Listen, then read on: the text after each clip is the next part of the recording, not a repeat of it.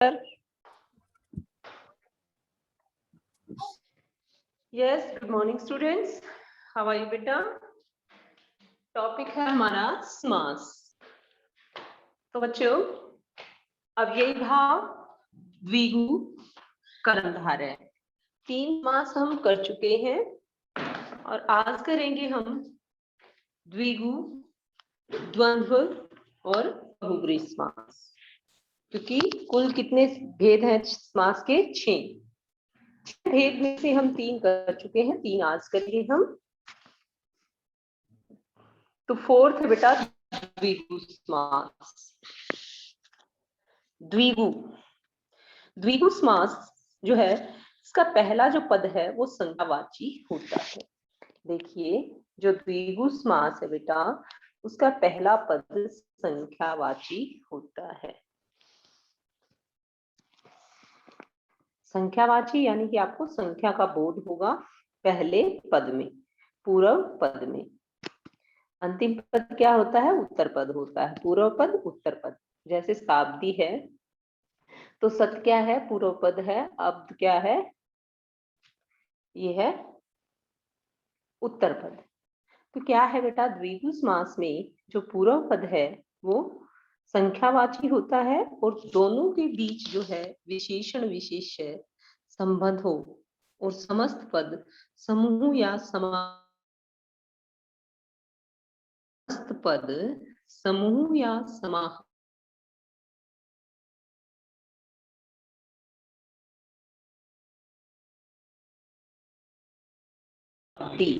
शताब्दी क्या होती है?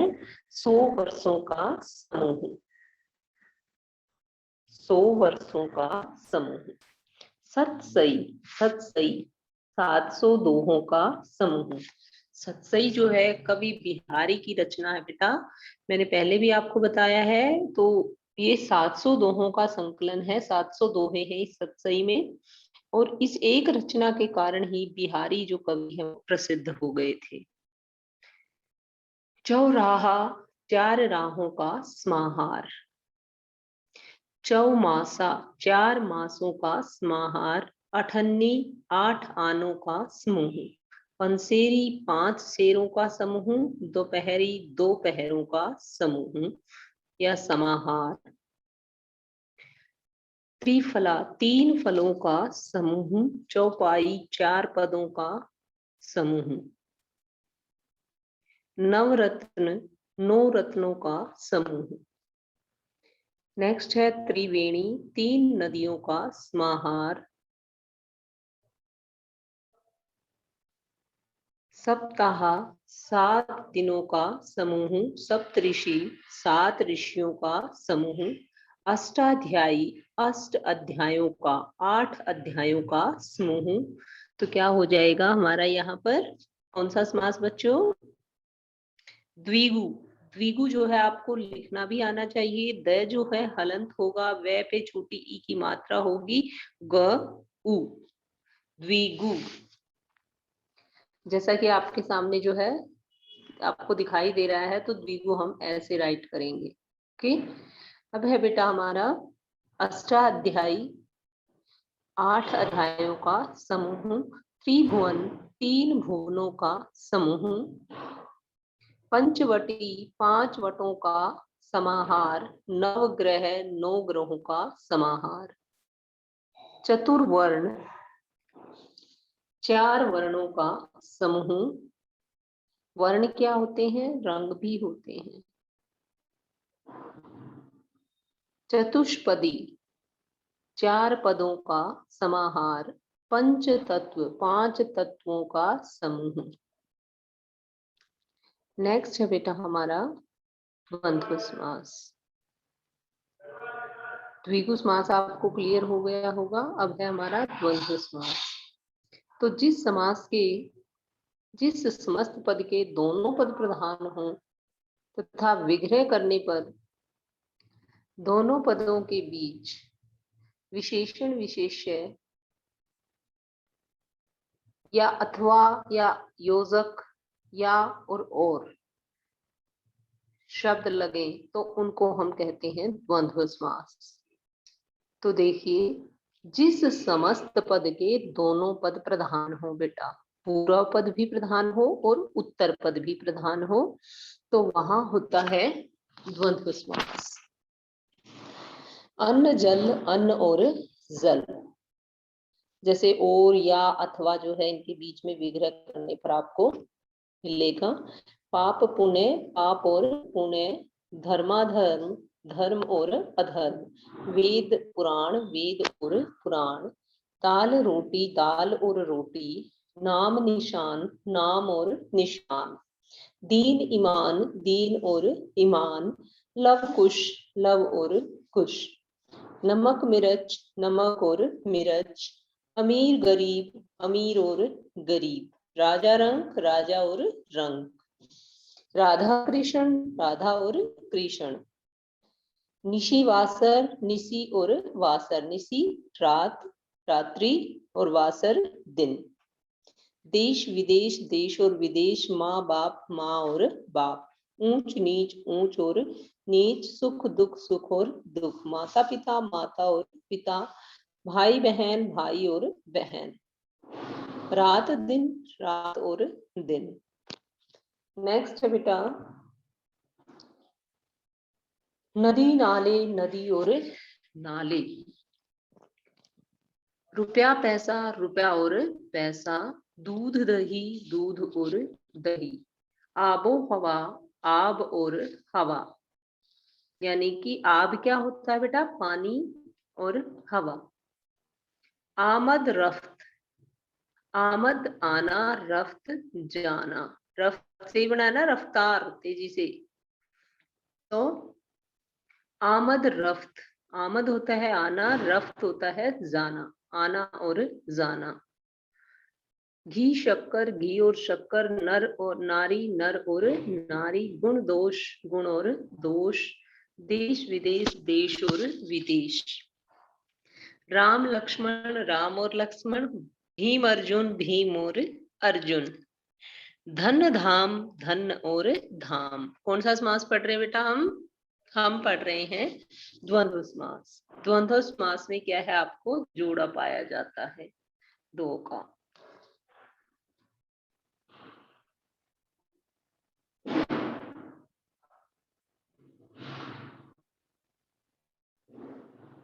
भीम अर्जुन, भीम और अर्जुन, धन धाम, धन और धाम, भला बुरा, भला और बुरा, धर्म अधर्म, धर्म और अधर्म, पाप पुण्य, पाप और पुण्य, छोटा बड़ा, छोटा और बड़ा, जात कुजात, जात और कुजात,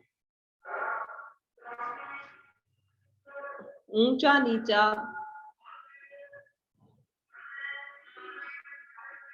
ऊंचा या नीचा,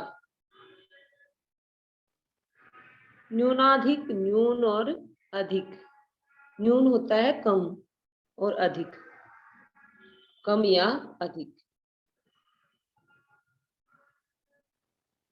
थोड़ा बहुत, थोड़ा या बहुत। तो ये था बेटा आपका द्वंद्व समास। नेक्स्ट है हमारा बहुव्रीहि समास। कौन सा समास, बहुव्रीहि समास।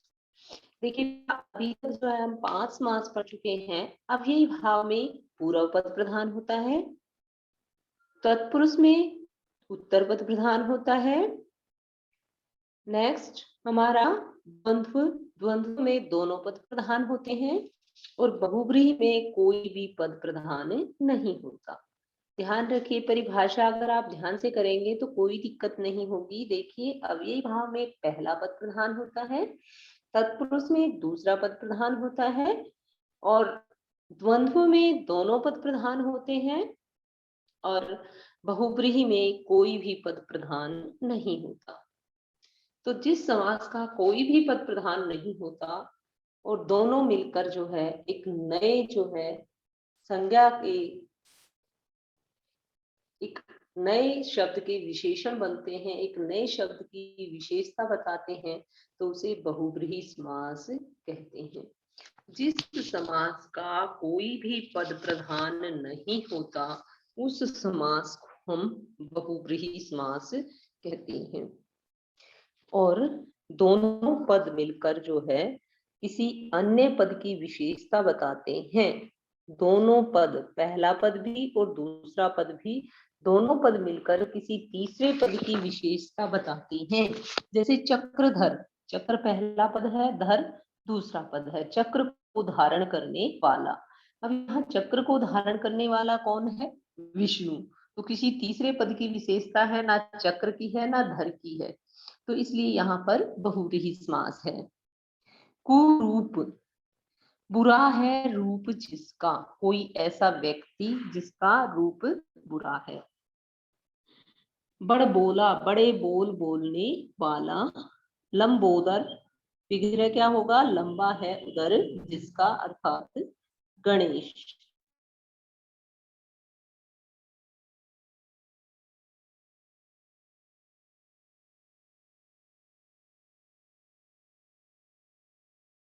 सुलोचना, सुंदर है लोचन जिसके, सुंदर है नेत्र जिसके, कोई स्त्री।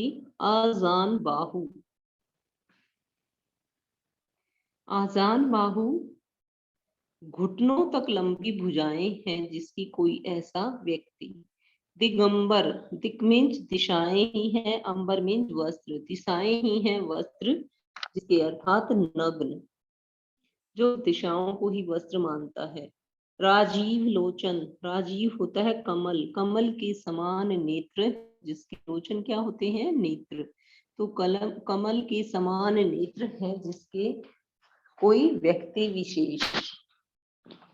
नेक्स्ट है बेटा चंद्रमुखी, चंद्र के समान मुख है जिसका, चंद्रमुखी, चंद्र के समान मुख है जिसका, कोई स्त्री।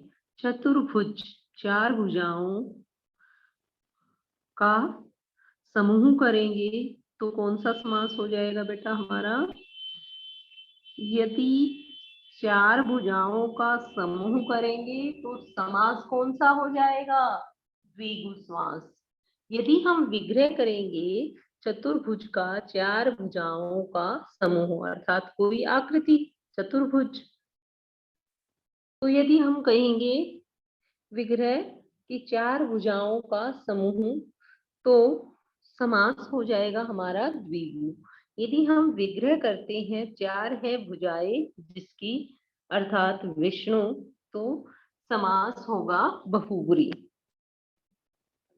ऐसे ही है पीतांबर शब्द है, यदि हम विग्रह करते हैं पीले हैं अंबर जिसके, तो कौन सा समास हो जाएगा? पीले हैं अंबर जिसके, तो समास हो जाएगा बहुव्रीहि समास। अगर हम इसका विग्रह करते हैं पीले वस्त्र, तो समास हो जाएगा कर्मधारय समास। क्यों? क्योंकि यहाँ विशेषण विशेष्य संबंध है, वस्त्र की विशेषता है कि वो पीले हैं, तो यहाँ विशेषण विशेष्य जो है संबंध होने के कारण समास हो जाएगा हमारा कौन सा? कर्मधारय समास। तो बहुत सारे जो है वर्ड है डिपेंड करते हैं विग्रह पर, तो विग्रह के बाद ही जो है समास डिसाइड होता है कि क्या इसका नाम है समास का। जैसे मैंने अभी आपको बताया नीलांबर, नीला है जो अंबर, अगर इस विग्रह करेंगे नीलम, नीलांबर, तो समास हो जाएगा कौन सा समास हो जाएगा? नीलांबर, कर्मधारय समास। नीला है जो अंबर। नेक्स्ट है बेटा एलोना, एलोना नमक नहीं है जिसमें, ऐसी कोई पकी हुई सब्जी, अलोना जिसमें नमक ना हो। अंशुमाली, अंशु होती है बेटा किरणें, किरणें है मालाएं जिसकी, किरणें है माला जिसकी, किसकी?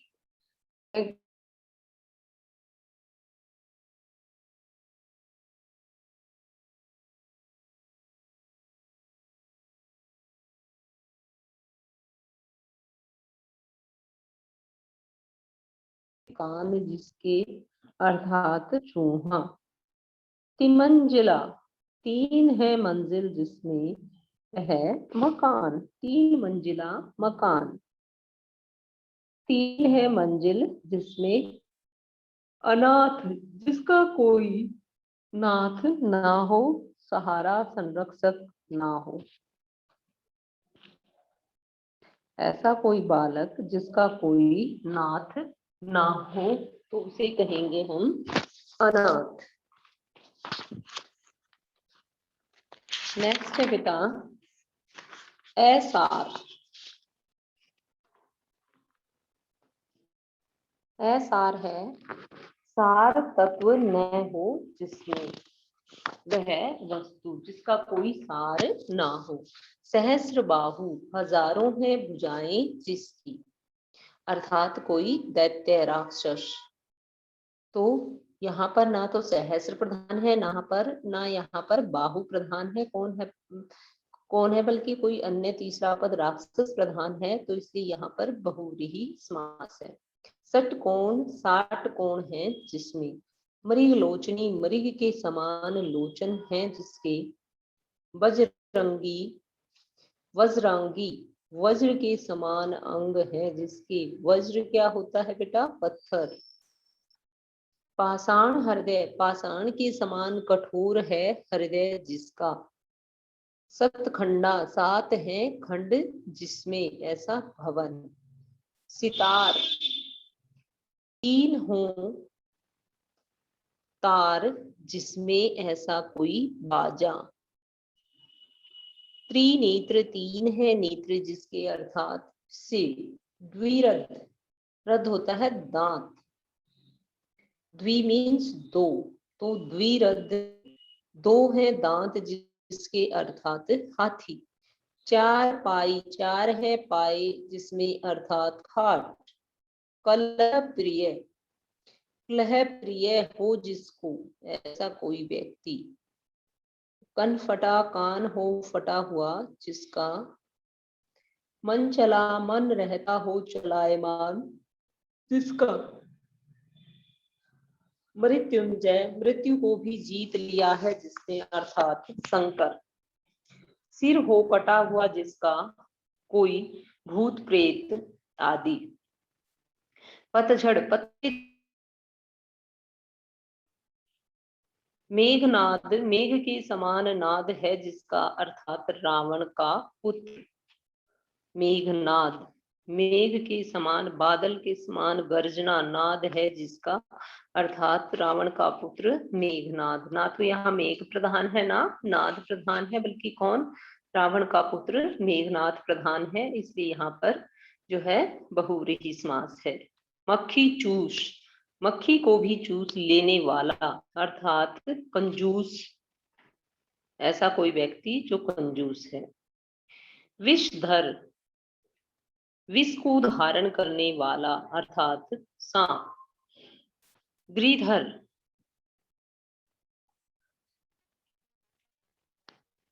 गिरी को धारण करने वाला। कौन है गिरी को पर्वत को धारण करने वाला? श्री कृष्ण। जितेंद्रिय जीत लिया है इंद्रियों को जिसने, ऐसा संयमी पुरुष जिसने इंद्रियों को जीत लिया है। कृत कार्य कर लिया है कार्य जिसने। इंद्रजीत इंद्र को जीत लिया है जिसने। किसने जीता था इंद्र को? मेघनाद। रावण के पुत्र का ही नाम था इंद्रजीत भी और मेघनाद भी, क्योंकि वो मेघ के समान गर्जना करता था। जब वो मतलब हुंकार भरता था, गर्जना करता था, तो ऐसा लगता था जैसे बादल गरज रहे हों। और उसने इंद्र देवता को भी जीत लिया था, इसलिए उसका नाम इंद्रजीत भी था। कौन था इंद्रजीत? रावण का पुत्र। मेघनाद और इंद्रजीत एक ही व्यक्ति के नाम थे बेटा, रावण के पुत्र के। नेक्स्ट है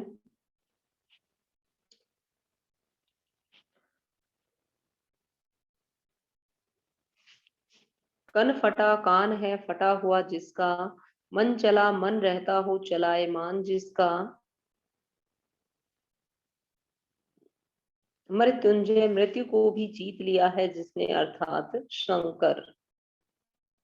सिर कटा सिर हो कटा हुआ जिसका, कोई भूत प्रेत। पतझड़ पत्ते झड़ते हैं जिसमें, वह ऋतु।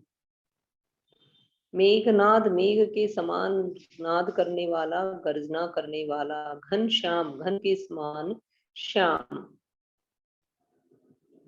मक्खी चूस, मक्खी को भी चूस लेने वाला।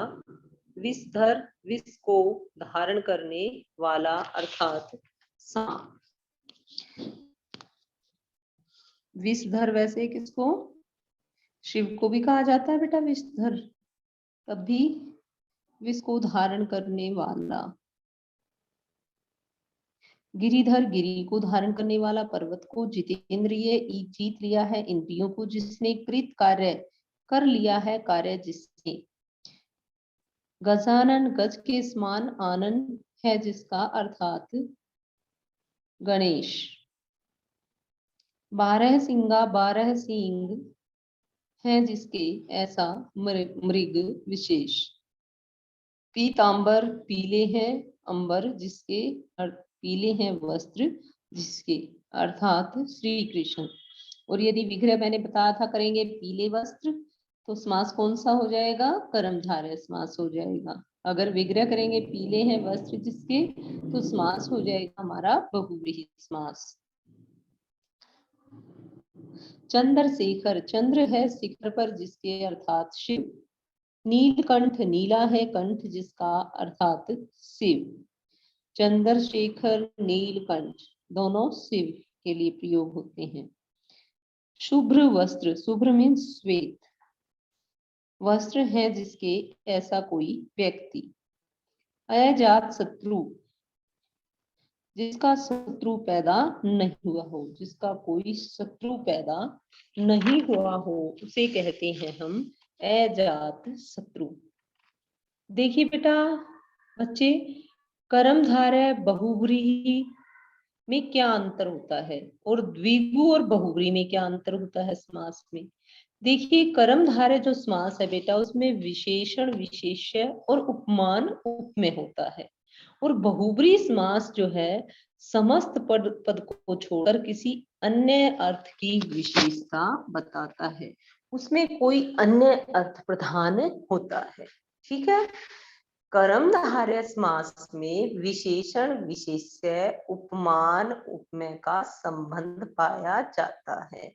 और बहुव्रीहि समास में ना पहला पद प्रधान होगा ना दूसरा पद प्रधान होगा, बल्कि कोई अन्य ही पद प्रधान होता है। तो ये अंतर है कर्मधारय समास और बहुव्रीहि समास में।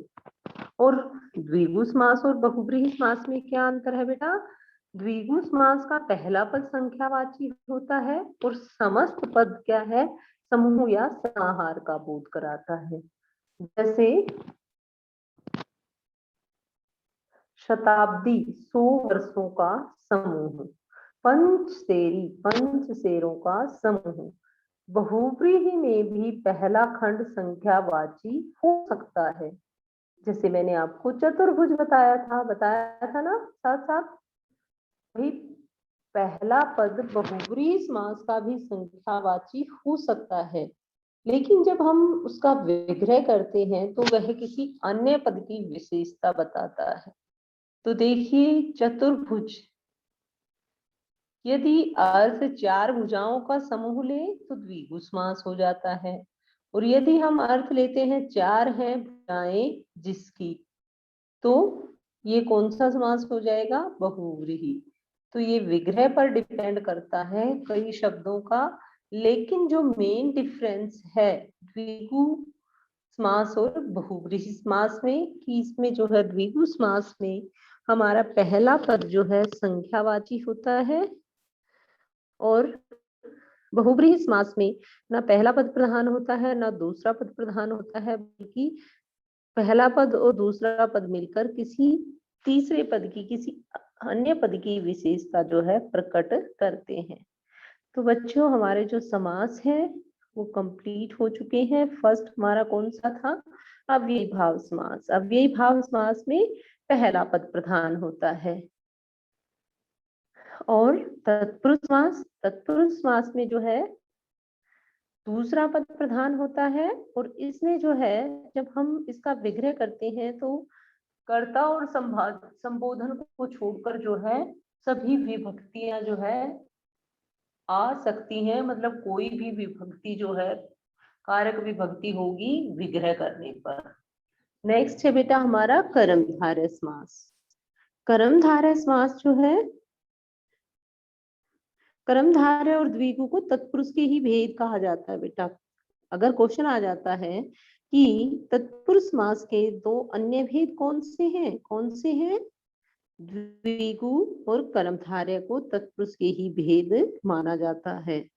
तो द्विगु समास, तत्पुरुष समास में दूसरा पद प्रधान होता है, अव्ययी भाव में पहला पद, तत्पुरुष में दूसरा पद, और द्वंद्व में दोनों पद, और अव्ययी भाव में इसमें बहुब्रीहि समास में कोई भी पद प्रधान नहीं होता है। मैं फिर रिपीट कर रही हूँ बेटा, अव्ययी भाव में पहला पद, तत्पुरुष में दूसरा पद, द्वंद्व में दोनों पद प्रधान होते हैं, और बहुब्रीहि समास में कोई भी पद प्रधान नहीं होता। द्विगु समास में पहला पद संख्यावाची होता है। कर्मधारय समास में दोनों पदों में विशेषण विशेष्य और उपमान उपमेय का संबंध पाया जाता है। Now chapter has completed beta. If you have any doubt you can raise hand and